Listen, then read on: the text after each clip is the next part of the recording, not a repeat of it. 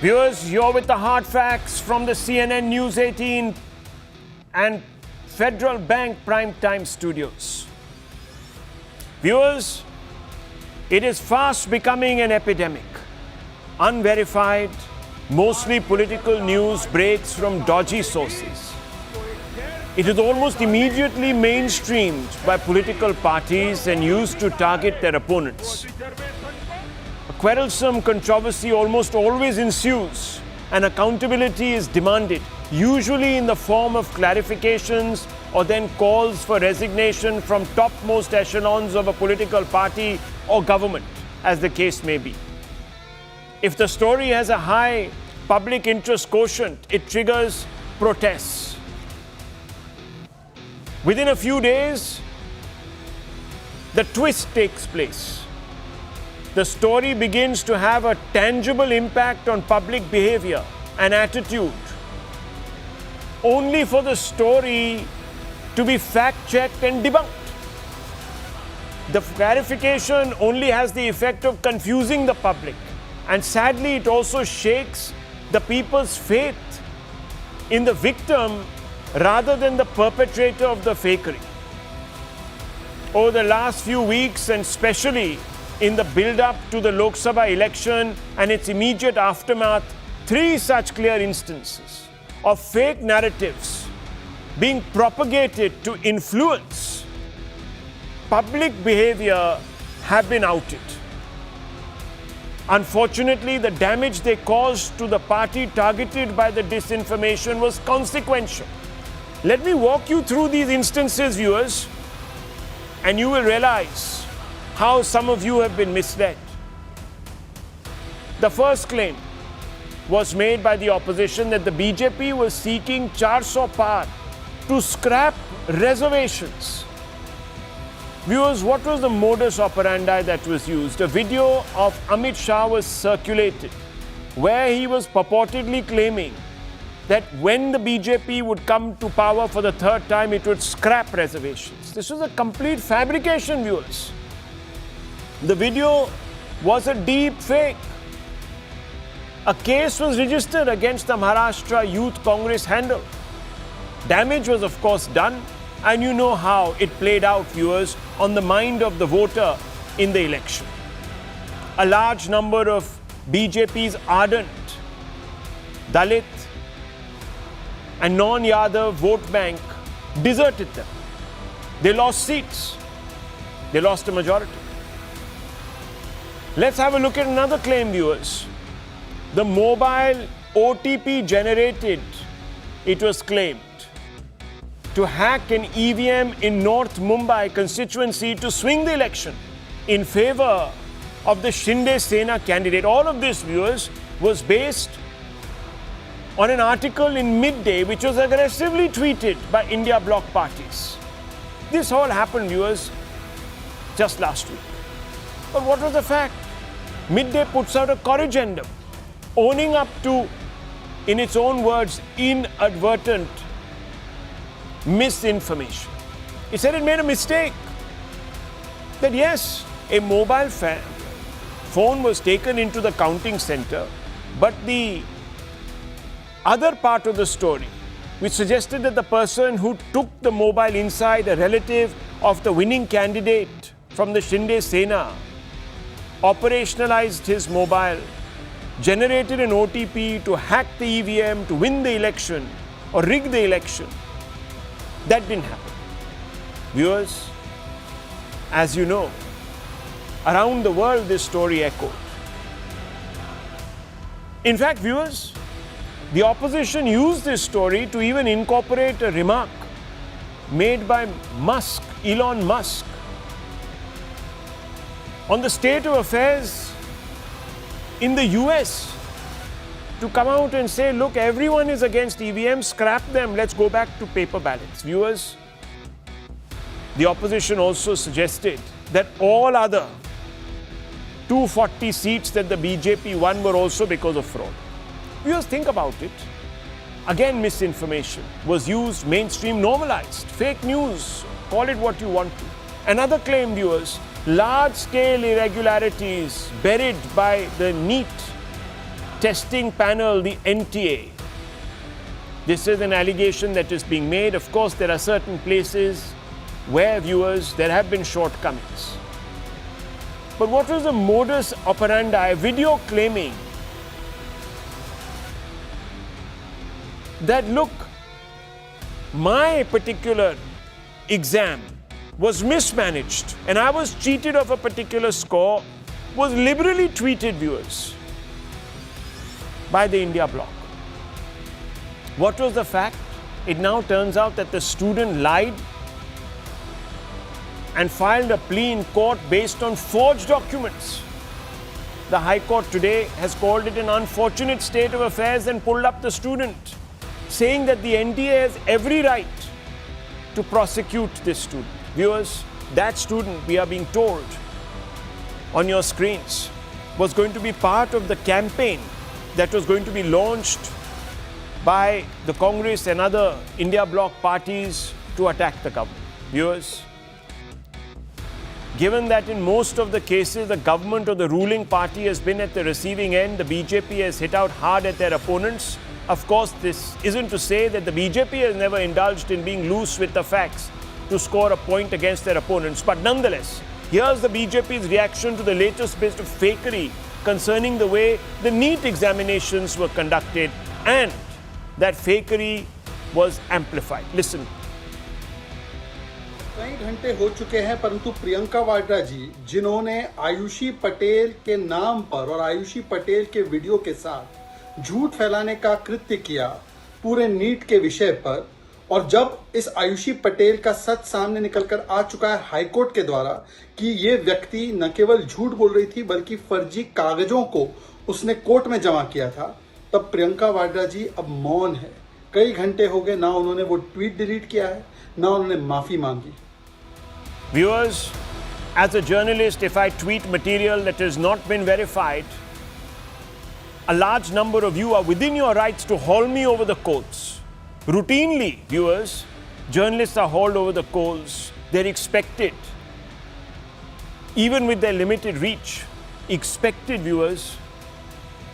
And this is an expectation which is legitimate, to be accurate with the facts. Why shouldn't this expectation extend to those who argue our case in Parliament, i.e., viewers, the politicians? Do they have a carte blanche to spread all sorts of fakery, to misinform all of us, to make the wrong decisions, which might be against the national interest? Think about that, viewers. No action is taken. Journalists are prosecuted, YouTubers are prosecuted, a whole bunch of opinion makers are prosecuted, but, viewers, politicians get away. Now, the concerns around the normalization of disinformation are real and are being aggressively flagged up as threats to democracy. I'm not talking through my hat, viewers. Tonight, I'm going to put out hard facts that show that this kind of fakery is the greatest threat to democracy. And I'm not saying this, viewers. Misinformation has been flagged as the top global risk over the next 2 years. The 2-year period was chosen because there are several democracies that are going to be going to elections. After India, of course, the two biggest or best known, England and USA, the mother of all democracies, so to speak, will see elections. And the threat of misinformation has been identified as the top global risk above extreme weather and war, viewers, even war.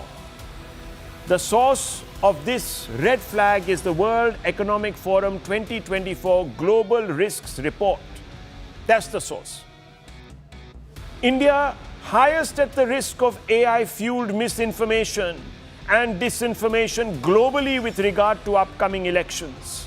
Again, viewers, the World Economic Forum 2024 Global Risks Report, based on threat perceptions, deep analysis, came to this conclusion. And we now know, viewers, that this conclusion was spot on. There are consequences to fake news. Let me take you through another hard fact. Right before the 2016 US election, the top 20 fake news stories that were circulating on social media received more engagement. So that's liking, sharing, commenting, than the top 20 factual news stories that were on social media. So Can you imagine, viewers, the reach of fake news is more than actual news. The source is the UCF lecturer Chrysalis Wright, member of the UN's Communications Coordination Committee. Her report, viewers. An additional like to a Facebook page that disseminated fake news led on average to an electoral gain of 0.145 votes for populist parties. Now imagine, viewers, how many likes go on these particular misinformation news reports. The source here is a peer-reviewed study on Italian polls published in sciencedirect.com, viewers. You can look it up. Last but not least, viewers, in countries with low HDI, Human Development Index levels, respondents reported disinformation and fake news as having already affected their political life and expected it to do so in the next election. The source is April 2024, viewers, Ipsos UNESCO survey on the impact of online disinformation and hate speech. I think I made my case, viewers, how pernicious. But viewers, today we must hold those who are spreading this fake news to account, especially those political parties. So let's open this up and let me engage first with the two political panelists here, or those that have an orientation towards politics. So Sanju Verma, let me bring you in first. Sanju Verma and Mr. Poonawala, Tehseen Poonawala. Tehseen Poonawala picked 3 or 4 very consequential, as you saw, examples, and they're playing out. I want to ask you, is the India bloc that you're sympathetic to normalizing this very, very dangerous threat, global risk, the top one, to win elections, curry favor with people, try to game the system? So Rahul, good evening. Thank you for having me on the show. I do believe fake news is a massive problem in India. I do believe, however, that the BJP and the government uses it much more than the other opposition parties do. And there are several examples. Amit Shah ji is on record saying in Rajasthan that Akhilesh Yadav ji slapped Mulayam Singh Yadav ji. It was not true, but the news was made viral, and anything we can do, we can make it viral. Yes, there is one which is deliberate fake news as the BJP spreads. For example, on Nehru ji, etc. Nehru ji lost an election to Sardar Patel, and therefore Sardar Patel was to become the first Prime Minister, but Gandhi intervened. The Prime Minister said this in Parliament, on the floor of Parliament. It's not true. Or what you're talking about, the examples of the India Alliance, which may be, you look at a lady, Ayushi, a girl, Ayushi, a student, you believe it's true. Later on, it turns out it may not be 100% true, but the government's not come out with clarification. So there's bona fide and there's mala fide. There's a bona fide mistake, which could lead to a fake news, and there's a mala fide which the BJP does in particular. Now let's come to the substance to it. The substance to it is we need to now be in a situation where government gets out of news control. Government stops dictating what to do in news, what is right and what is wrong news, and independent bodies, both for media and for social media, take charge and help decimate this information. Unfortunately, what's happened, and I have to tell you, Rahul, with a lot of disappointment. For example, let me take the example of COVID. Numerous shows hosted by your colleagues on your Hindi channel were pulled down by your broadcasting association. Numerous and fined. Numerous for spreading fake news. Not just fake, but hate news. It's dangerous. Colleagues of yours from another channel repeatedly indulge in hate news and fake news. Repeatedly. And they are felicitated by the government. One of them was for the Honorable Prime Minister's swearing-in ceremony. So I think we have to be very clear. Fake news, hate news is dangerous. I'm not saying that it's not being done on this side. Of course it is being done. You have all these YouTubers on this side. And I discussed this with Smita ji on her podcast, for which Anand and I got told that there have been YouTubers who spread misinformation. And that system, but a system of people involved in media, whether social media, mainstream media, they need to solve it without government or opposition interference. So, I think that is the only solution. You used a phrase, BJP uses it much more. Now, Tehseen Poonawala, the hard facts that I put out for you are all attributed to certain sources. Where is the empirical evidence, source-based data, that gives me this confidence that the accusation that you have made is based on facts? True, because no such data is done. I agree with you. Viewers, and therefore, I agree with you. And therefore, one second. please allow me. Therefore, you have to look at. Therefore, we need organizations that are run by media to look at data and pull them up. Oh, right. It is a fact. So it is a fact that you've never been pulled up for fake or hate news. I know one fact checker. Oh, that guy is not. We don't go get into. Who am I talking about? That guy is led to people. I know who you're talking about. That guy. We don't. That he's gone after me as well. So please, who is this leave person? them out. I have not named anybody. We don't need these fact checkers. We need people from the industry to come in and step up. Let me tell you something. I can right now accuse Tehseen Poonawalla of misleading all of you. His opening statement was BJP does it more. There's bona fide and there's mala fide. They do more mala fide. And then he immediately came out and, to his credit, corrected himself by saying, I have no data because it's not been catalogued. So viewers, we must disregard that part of the statement. What we have, however, are three consequential normalization of fake news that I have shown you, viewers, which have actually had a consequential impact. Now, I want the BJP to respond to Tehseen Poonawalla. I'm not saying. I gave you two examples. I'm not saying. Yeah, okay, I'm not saying that the BJP doesn't do it. I'm sure they have their own dirty tricks department. I'm sure all political parties need one. But you are playing victim today on what grounds? Sanju Verma. You know, Rahul, I don't think the BJP uses the victim card as is reportedly made out to be the case. But we certainly believe in calling out the bluff of Modi naysayers. We believe in calling out the bluff of people who say, oh, freedom of speech should be absolute.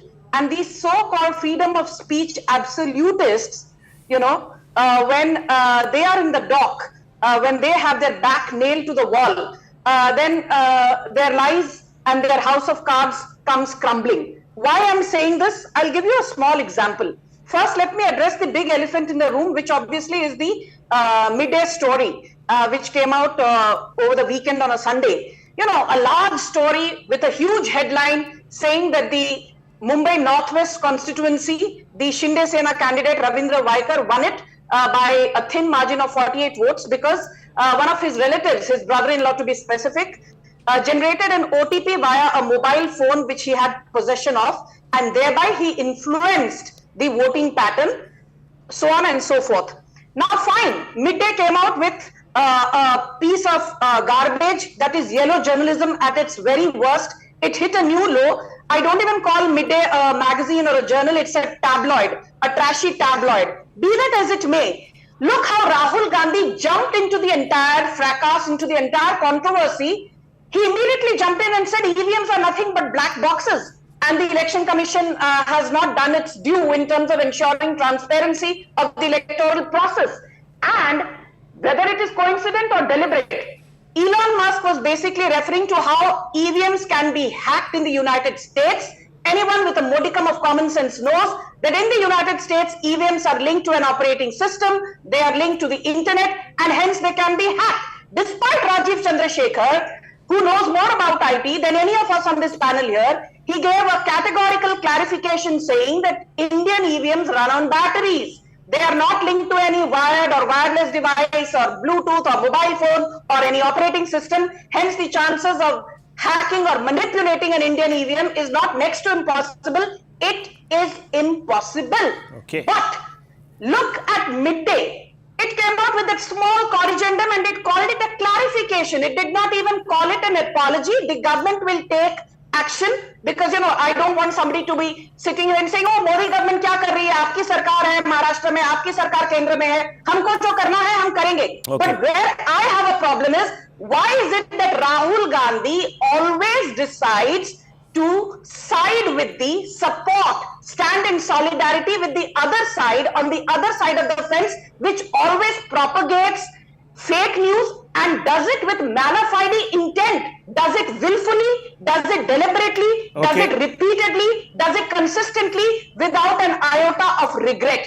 That is basically the problem that needs to be addressed. And I'll tell you just in 10 seconds. Okay. Don't think the Modi government has not been doing the needful in terms of reining in these mala fide, malcontent elements who peddle and endorse fake news. Okay. Who was made the chairman of the Parliamentary Standing Committee on Data and Information Technology? Do you know that, Rahul? Yes. I want to ask Tehseen Poonawalla, do you know the name of the gentleman? Tell us the He's name. a congressman. Shashi Tharoor. Yes, Tharoor. wonderful. And Shashi Tharoor was the biggest impediment One in. Please let me finish, Tehseen. You had your say. You can rebut me. Okay, 10 more seconds. I need to open this up. You asked me the Shashi name. Tharoor. Can you keep quiet now? Thank you. Shashi Tharoor was one of the biggest obstacles. Why is this man talking unnecessarily? Please, Tehseen, look. Just 1 second, you'll have your say. Asked me the name. I gave the name. Yeah, why you, then, yes, that's you have all. the name, now keep quiet. Now just keep quiet now, relax. I just want There's to add Dr. a caveat. Ranganathan there. I just want to add a caveat. I want him to speak. No, I'm not interested in listening to your somebody from caveats. the It's okay, opposition. we all know that, we're not dumb. Thank Okay, you. let's Can I- move on. yes. Yeah, okay, go on. Rahul, Very yes, quickly, please. thank you. Yes, 30 Yes, more very seconds. quickly. Yeah. Without getting bhashan from Tehseen, Shashi Tharoor was one of the biggest impediments. Shashi Tharoor was one of the biggest obstacles in getting, or should I say not getting, the personal data protection bill passed, because that still has not become an act. Shashi Tharoor, the likes of Jairam Ramesh, who talk about free speech, talk about data protection, did not want this to become an act in parliament. Okay. Let me open this up. You know, at the heart, of course, is that should the government be even getting into policing, etc., etc. Dr. Ranganathan and Smita Prakash are here with us. Dr. Ranganathan, yes, you've been raising your hand. Go ahead, make your point. I just want to make one quick clarification. Musk got it wrong. Even the systems that are employed, the EVMs that are employed, if you go to the website of the manufacturer, they say they're not connected to the internet. So I think he was really talking through his hat, and he is, of course, known to do so. He might be brilliant in one field, but he's quite the rabble-rouser in the other. Yes, Doctor. Good evening, Rahul, and good evening to my fellow panelists. I think to give Musk his due, he was talking about, I think, replying to a news instance that was tweeted by, I think, Kennedy. Yeah, that's right. And they were talking Robert about Kennedy. EVMs. Yeah, they are talking about the network-connected EVMs that are used in, I think, one of the states. Yeah. So Musk wasn't talking about our EVM. That is completely disconnected to the cyber world. But be that as it may, Rahul, I want to come back to this topic because it's very important. And of course, Smita hasn't yet had her say. We live in a world where normally we would like to believe what we see. But unfortunately, what we see is written by those who see what they believe. This is the absolute truth. Agenda is all pervasive. Everyone has been at the receiving end of either generating fake news or spreading it inadvertently or deliberately.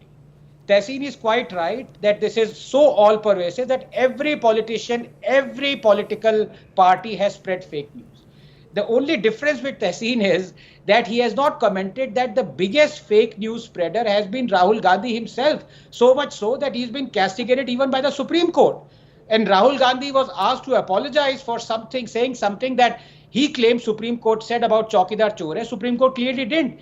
Even after 10 years, Rahul Gandhi continues to spread the fake news about the fact that he says that Narendra Modi asked or said that he is going to put 15 lakhs of the money that he receives as black money from Switzerland into every Indian's account. Narendra Modi never said it. Even today, Rahul Gandhi refuses to apologize for his lie that 30,000 crores in Rafale were given to Anil Ambani when only 9% of the money was given, and HAL also was one of the sharees. So every political party does it. Rahul Gandhi does it. Okay, fine. Tehseen will not talk about it. That's all right.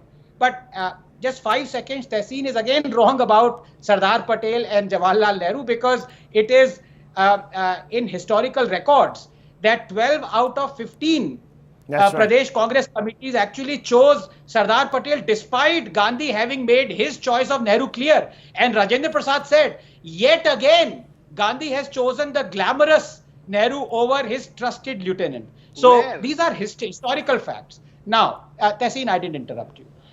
This is not a debate, Rahul, just 1 minute, about discussing who has spread fake news or who hasn't. Everyone has, that is beyond doubt.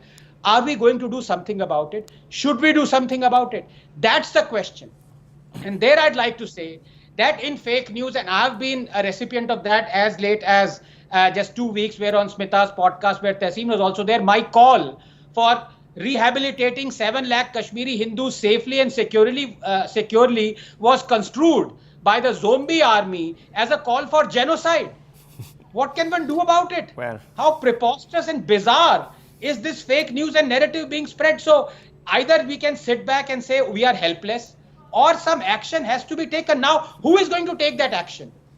I think the responsibility should lie on the individual. There possibly has to be a quick action by the courts, as if somebody is defamed, that person doesn't have to wait for 10 years for the law to take its course. Okay. Smita Prakash, since two people have taken this conversation back to your doorstep, let me bring you in, since you seem to be the fount of all of this. Not fakery. But let me just ask you, Smita Thank Prakash. you. Look, what is the consequence of the normalization of fakery? Should somebody like, for example, today, Priyanka Gandhi Vadra come out and say, look, I owe an apology. This was, maybe she can raise the bar, I don't know. If everyone's doing it, maybe she can set that example. Should she come out and say, look, I'm sorry, inadvertent error, withdraw it, delete my tweet, whatever it is?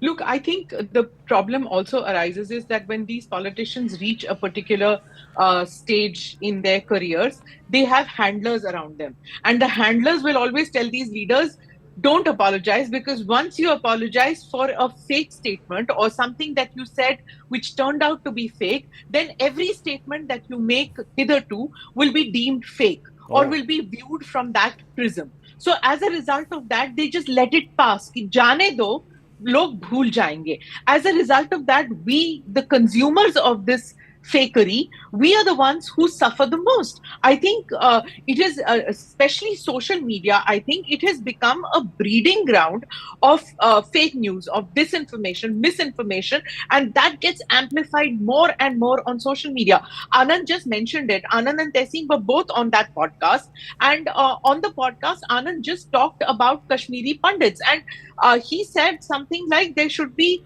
an Israel-like solution to it, to which immediately Tehseen and the other panelists who you have on your panel several times said, no, this is not the case. And we all discussed it. None of us agreed with Anand, but willy-nilly, Anand was deemed by a fake news, supposedly somebody who busts fake news, who you refuse to mention, but then Tehseen conjured up the name. I mean, those who are on social media, and you know exactly what you were trying to hint at, what Tehseen perceived, what I understood, and what Anand was talking about. I think we all know what we are doing. But here is a person who's supposed to be busting fake news. He gets funds, crowd funds, for busting fake news, but what he did was a dog whistle, and as a result of that, that gained momentum, and it went global. So, you know, fake news. So when Sanju, I'm sorry, Sanju, but I have to say this. When you say, humko jo karna hai, hum karenge, what actually happens is that you were there, your party was there for 10 years. And to say now that, you know, we couldn't do this, the IT Act and laws are at a nascent stage and it couldn't happen because of a certain minister who came from the opposition party. No, now that just doesn't cut ice, because 10 years you could do something about it. Push through so many laws. 10 seconds, Sanju, on my response. 10 seconds. Yes, Rahul. please. Rahul, how can I respond in 10 seconds? Smita's made a pertinent remark. Give me at least 45 seconds. Okay, I'm running out of time. Me sometimes. These people here asked me to take a break because there's a... No, I'll just finish very quickly. You know, Smita, your point is taken on board that the government should not be making excuses. But I think when you say कि government को और करना चाहिए, you forget the fact that this is the same government which in 2021 amended the IT Act of 2000 and IT Guidelines of 2011 and ensured that any user on social media who has more than 50 lakh subscribers, if he or she posts defamatory content, he or she will be criminally liable. And at that time, I did not see any free speech absolutist supporting the Modi government. We of course made it into a law. What are you saying? We made it into a law, Smita. Time out. I just need to now take a break. Look, no. I'm really run out of time. I just want to say something, viewers. Zombie army will be after you. Okay, I don't want zombie army to be after you. No, zombie army. I wish they would wake up. Anyhow, morality, viewers. If politicians think that morality, they can surrender at the altar of expediency, then that's not setting the right example, because then all of us can follow suit also. And that doesn't make for an honest democracy, viewers. So maybe someone needs to make that start. The ball is in the court of the leader who has spread this fake news. It's not too late. I'll take a short break.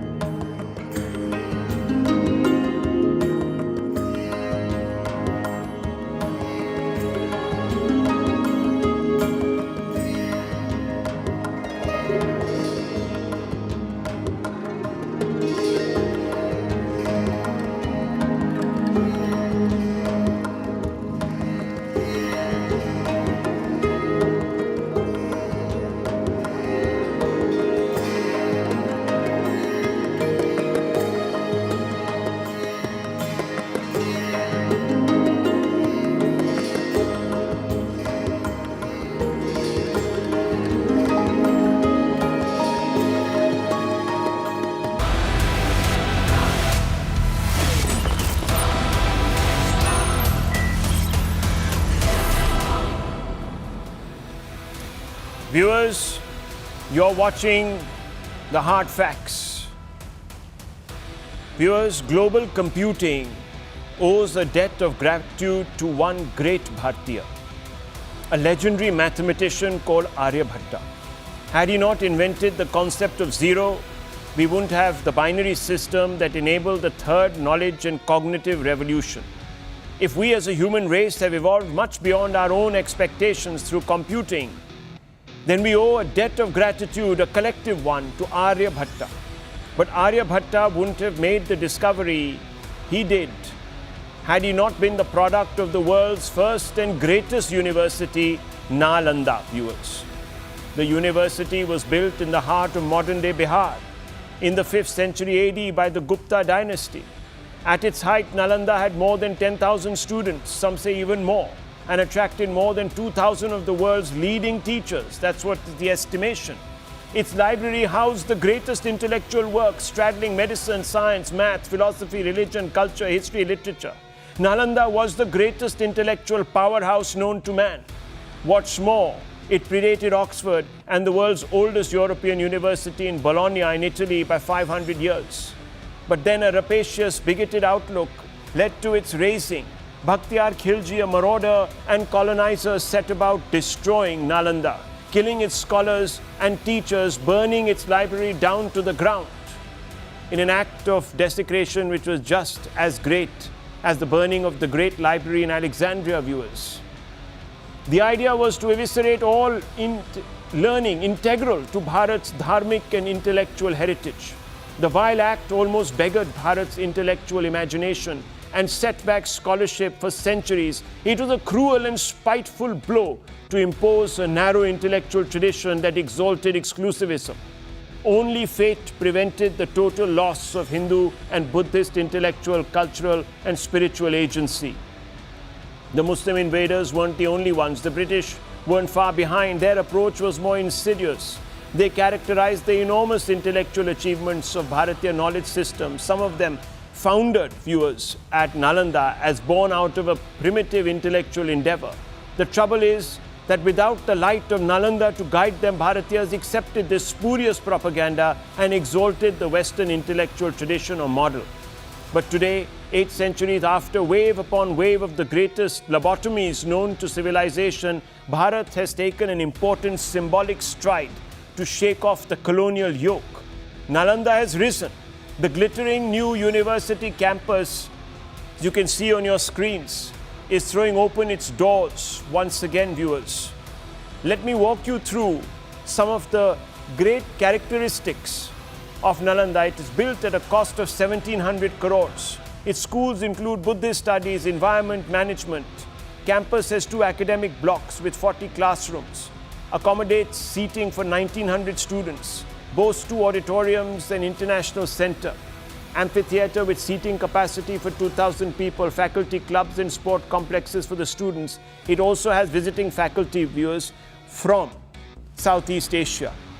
The Prime Minister inaugurated the new Nalanda University, which is expected to illuminate the path to the Indic way and towards the reclamation of Vishwaguru status that Bharat once enjoyed. And I want us, viewers, tonight to discuss the enormity of this pivotal moment. And I have 3 very informed voices with us to comment on this. Dr. Ranganathan, of course, is there with us. Pawan Verma needs no introduction. Uday Mahurkar also needs no introduction. Both of them are authors, researchers, intellectuals, great learning. Dr.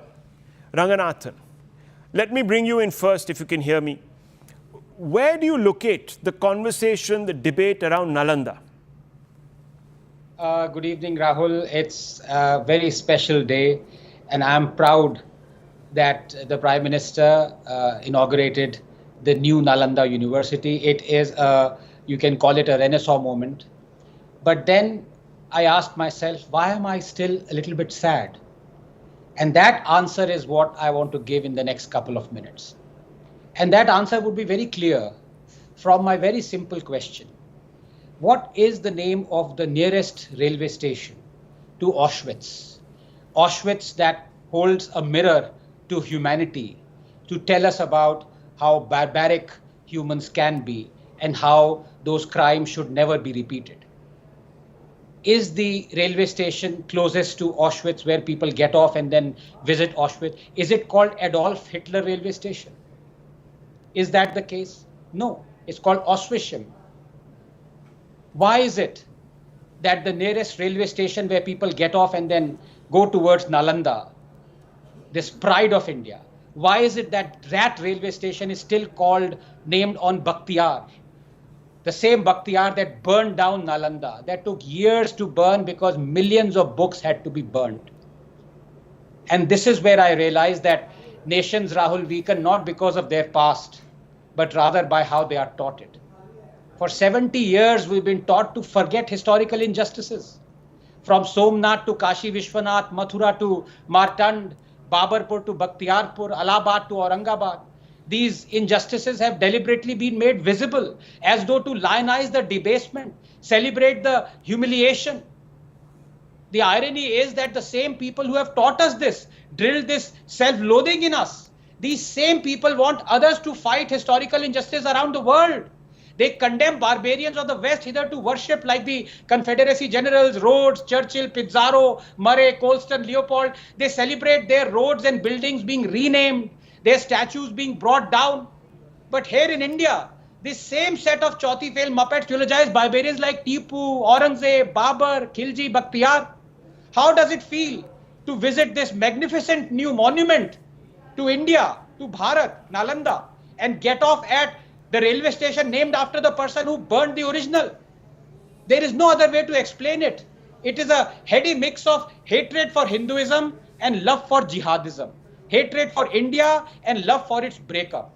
Aurangzeb and people like Bakhtiarpur were Baghdadi 350 years before ISIS. The problem is we have cities and roads still named after them. Aurangzeb should have been renamed the day we got independence, Aurangabad or Aurangzeb Road. But the tragedy is we still haven't got independence, Rahul, from brainwashing and servitude. I hope we do soon enough. And this railway station next to this beautiful university inaugurated today would be renamed. Okay, let me bring in author of a very important book, The Great Hindu Civilization, Pawan Verma, to the conversation also. Pawan Verma, you of course originate from Bihar. You have been part of the political firmament in Bihar. This is a monumental moment, isn't it? I mean, some people could describe it as Bharat emerging from colonial shadows to reclaim its sort of Vishwaguru status. There are many ways of looking at it. How are you looking at it? Thank you, Rahul. I think this is an important subject. And I tend to agree with Anand that the name Bakhtiarpur, and there is a village also called Bakhtiarpur, from where, which is the ancestral village of Chief Minister Nitish Kumar. Now, when Bakhtiar Khilji burnt Nalanda, as you all know, history students know, it was a flourishing university. There were, as reported by contemporary visitors, including from China, there were 10,000 students and 2,000 teachers. It was the Harvard of Asia. There were students in Nalanda from Tibet, Korea, and the Middle East. It was a center of excellence which had no other equal in the world at the time in the 6th century CE when it was established. And what is remarkable is that contrary to some popular impressions, it was not exclusively a university that focused on Buddhist studies. It was teaching Buddhist studies, but it was also teaching Vedanta. It was teaching Hindu philosophy. It was teaching mathematics. It was teaching linguistics. Now, this university was burned down, and again, Anand is right that it took more than a year for the flames to die down, because there were some 6 million manuscripts which were invaluable and cannot be replicated, which were in the library. So it was indeed a great loss to Indic culture.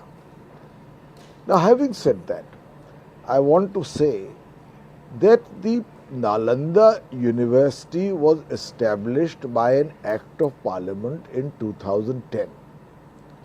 It took 4 years at a cost of 1,800 crore rupees. You have said 1,700, my information is 1,800 crores. And a campus size of 465 acres spread around the picturesque city of Rajgir to build a university which commenced operations 10 years ago in 2014. Yes. I have rarely seen a legacy as remarkable as that of Nalanda being, in a way, so transparently being squandered as the new university has done. If you go to Nalanda, you will find that students are leaving. There are a total, in 2022, there were a total of just about 400 students. Teachers are leaving. Faculties that are promised to have been built and offered courses have not been opened. And we have a great institution named after a great legacy which is languishing. Right. It was a university backed by 18 countries from East Asia. There were foreign professors there who are leaving. There was an attempt to control the freedom of the university, which led to many academicians leaving. So I want to ask the question, if we are as conscious as we should be of the remarkable achievements of our past and are trying to resurrect them, Right. what have we been done when we have finally woken up and been given the chance? Okay. For 10 years, that university is a monument to neglect. Okay. Which is, And I want to put this on record. yes. Okay. So let me bring in those both important caveats coming in from Doctor as well as Mr. Verma. Important caveats. Now, let me bring in Mr. Mahurkar, who's also written an acclaimed book on RSS, partition, and other subjects. Mr. Mahurkar, look, a university will only be as great as its ability to foment real, unchallenged, unfettered, ecumenical, intellectual research, etc. Is that possible in the Nalanda of today? Certainly. The pace might be slow. I have not gone into the details of the how things stand there, but certainly, I think it has a very bright future, and I think once the new campus is operational, things will move very fast. But takeaway for me today was the kind of figures and the kind of picture which the Prime Minister drew about our advancement in the field of education. You see, the impression which goes around is that we have done not very well on education in the last 10 years. But today, the kind of figures he gave of aims, of colleges, of IIMs, IITs, ITIs, I think it was a revelation for me.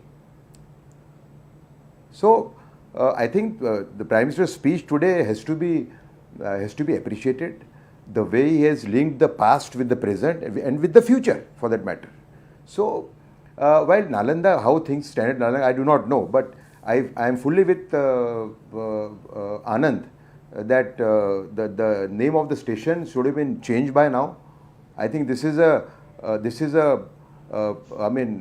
something which is reprehensible, I would say. I mean, this 60 years of the Congress rule, it was as if the Wahhabis and the Deobandis were running the government from inside. Well, so 10 years, that is how it can happen. Years, the NDA so has many been cities there. named after invaders. 10 years, the NDA has been there. And maybe that's one of the reasons why you've fallen no, short so of what that I'm saying is majority that mark. I don't know. First, we are talking about majority here. The majority mark, pun intended.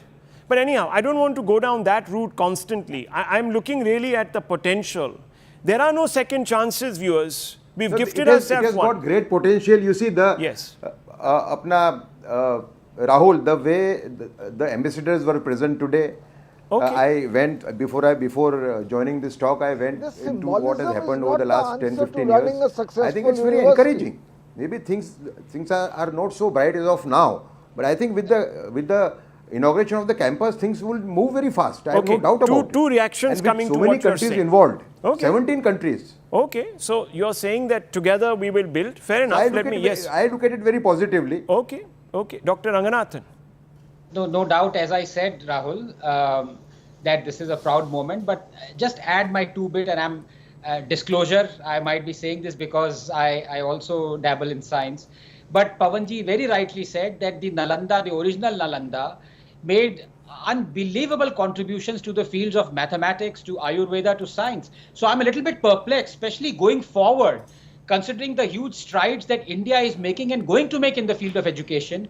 Why is this university not having any departments as far as in science, in engineering, and in mathematics, and no in medicine? STEM subjects. I think- That's even I was sort think of perplexed. If you want to learn only, don't want to learn anything, then learn only one thing. Okay. So I think universities should have a kind of a composite of every subject especially the sciences. That's a very good point. Yes, Pawan Verma, you wanted to make a final point before I wrap this up. Yes. No, very quickly. Yeah. Yeah, very quickly, Rahul. You see, where Nalanda is located has very little other recreational or entertainment pursuits because it's Rajgir in the interior of Bihar. Now, you build a campus. You've been building, it took you 4 years to build it. It took you 10 years after its inauguration to run it. And as pointed out now, there are key faculties associated with the original Nalanda, which should by now have been an incubator for original seminal work if you were doing it in the name of Nalanda. Here we have a situation where the Vice Chancellor was the Singapore Foreign Minister and left because he said the political interference is too much. Now I say to you, if Nalanda was a vibrant center at one time, the pride of the world for the freedoms of intellectual expression it allowed for, why is it that we in that name of the same university have made a mess of such a prestigious project? I call it a mess because I know exactly the politics that go on there, the fact that the university has not taken off, the fact that the students are disillusioned, and the best of the foreign teachers have come and left. Well, viewers, let me be very honest here. There are problems there which need to be resolved. Perhaps there are things about the Indic way that we really need to adopt. Maybe that's what will guarantee us the greatness that Bharat enjoyed before it was, of course, colonized by this rabble. But nonetheless, viewers, more breaking news, of course, coming in. Very quickly, Mr. Mahurkar, any final points you want to add? Because you see, at the end of the day, we can build the buildings, but we need to also live up to the legacy that those buildings represent. Frankly, Rahul, I am not so pessimistic about it because I have been in touch with the Vice Chancellor there also. Right. The lady was there, I think Mrs. Singh, you know. So I have kept myself informed about it. There were problems, but I think there is no need to be so pessimistic. I think once the campus is inaugurated, things will move very fast. I am sure the government will pay full attention. There is involvement of so many countries. So I think I look at it very with a lot of hope. Okay, well, in terms of exchange of knowledge, exchange of students at that global level. Hope lives eternal. It's not about pessimism, it's about a reality check. It's about a reality check. Okay, anyhow, viewers, look, the point is we're at a pivotal moment. It's a moment of inflection. You know, I can use many more cliches. But the point is, we've got to take the opportunity. It's presenting itself in a propitious way right now. Let's grab it. Let's not make the mistakes of the past. In fact, if anything, let's go right back to the past and learn from it, because it was a hoary past. And I leave it at that, viewers. More decisions been made by the Union Cabinet. We'll update you on that when we return. Nalanda एक पहचान है, एक सम्मान है, नालंदा एक मूल्य है, नालंदा एक मंत्र है, गौरव है, गाथा है। नालंदा है उद्घोष इस सत्य का कि आग की लपटों में पुस्तकें भले जल जाएं, लेकिन आग की लपटें ज्ञान को नहीं मिटा सकती।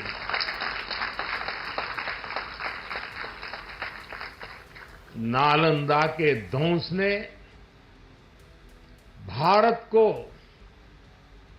अंधकार से भर दिया था। अब इसकी पुनर्स्थापना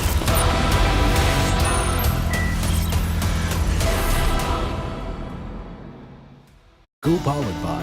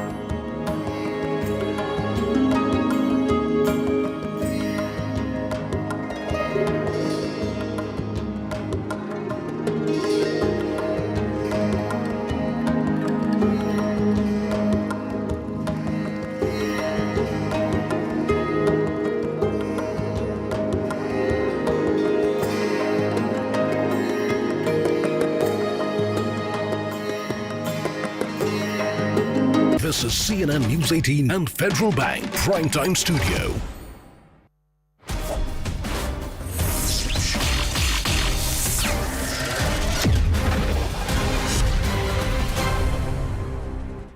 Namaste, Jai Hind, and welcome to this edition of The Right Stand. I'm Anand Narsimhan coming to you live from the CNN News 18 Federal Bank Primetime Studios. First up, ladies and gentlemen, big decisions taken by the Cabinet have ratified 5 major decisions. Most importantly, the increase in the minimum support price has been agreed upon on more than 14 Kharif crops, and over an allocation of more than 2 lakh crore rupees has been approved. And the outlay of also 76,200 crore for the Vadhavan port near Dahanu in Maharashtra has also been given the nod. The port would generate jobs for more than 10 lakh individuals. That's the estimation. The outlay for the airport in Varanasi at a cost of about 2,869.65 crore have also been approved, along with certain approvals for wind energy and channelizing wind energy, and also trying to fill up the viability gap. So many decisions that have been taken. The MSP, the biggest one, the nod for the port and the airport, follow at 2 and 3. Meanwhile, Prime Minister Narendra Modi earlier in the day inaugurated the new campus for the Nalanda University, an international university close to the site of the ancient ruins of Nalanda in Rajgir in Bihar. Now, asserting that Nalanda is a symbol of Bharat's academic heritage and vibrant cultural exchange, PM Modi said Nalanda is the proclamation of this truth, that books may burn in the flames of fire, but the flames of fire cannot destroy knowledge. Nalanda is an identity, respect and pride, said the Prime Minister. The PM is also likely to visit Jammu and Kashmir on the 20th and 21st of June and will lead the International Yoga Day celebrations. He will also lay the foundation stone and inaugurate 84 major developmental projects valued at more than 1,500 crore in Jammu and Kashmir. The PM will also lead the 10th International Yoga Day celebrations in Srinagar on the 21st early morning. About 84% of India Inc. has expressed strong support for the GST implementation and has called for progressive steps to take the regime to an entirely new level. A Deloitte India survey has stated that companies have reported that their confidence in the reform has significantly increased from 59% in 2022 to 84% in 2024. On the 4th of June, the election day outcome, few analysts had predicted 10 to 20% correction in the stock market as the Prime Minister-led BJP fell short of a clear majority in the Lok Sabha elections. But with the NDA forming government and no issues with the allies for the third term with ease and key ministry portfolios remaining largely unchanged, the BSE benchmark Sensex has rallied nearly 5,800 points post the 4th of June sell-off. The stock market in total has added over 39 lakh crore to market cap during this period, ladies and gentlemen.